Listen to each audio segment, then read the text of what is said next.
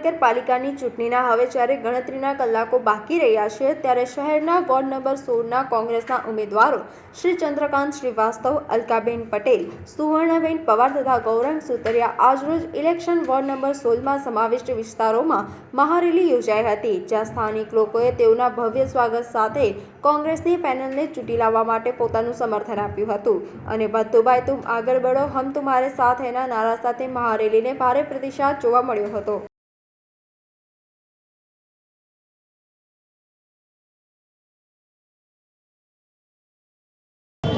હું તો લોકોના આશીર્વાદ લેવા નીકળ્યો છું।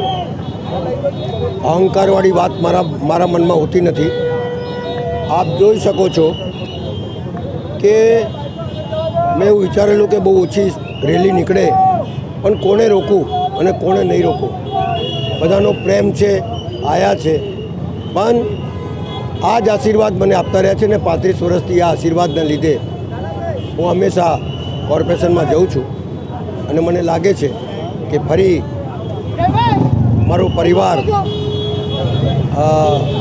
જે લોકો માલિક છે એક સેવકને આશીર્વાદ આપવા જઈ રહ્યા છે અને સેવક કટિબદ્ધ છે એમના કામો કરવા માટે અને અમારા ત્રણેય પેનલના લોકો છે જે લોકોની વચ્ચે જઈને કામ કરી શકે એની ડેફિનેશન એ છે કે અમારી સુવર્ણા પવાર એક રૂમ રસોડામાં રહે છે, અમારી અલકાબેન એક રૂમ રસોડામાં રહે છે, અમારો ગૌરાંગ એ બી સામાન્ય પરિવારનો છે, કારણ કે આ નળ પાણી ગટર અને વ્યવસ્થાની ચૂંટણી છે એની અંદર હાઈફાઈ લોકો નહીં જઈ શકતા, એટલા માટે એવા ઉમેદવાર પસંદ કર્યા છે કે જે લોકોની વચ્ચે જઈ શકે, લોકોનું કામ કરી શકે અને ગરીબ ઝૂંપડપટ્ટીમાં ખાસ જઈ શકે, કારણ કે આ પરિસ્થિતિના છે, ગુજરી ચૂક્યા છે, એમને લોકોને વેદનાઓ ખબર છે, એટલે આવા ઉમેદવાર પસંદ કરીને હું આગળ વધી રહ્યો છું।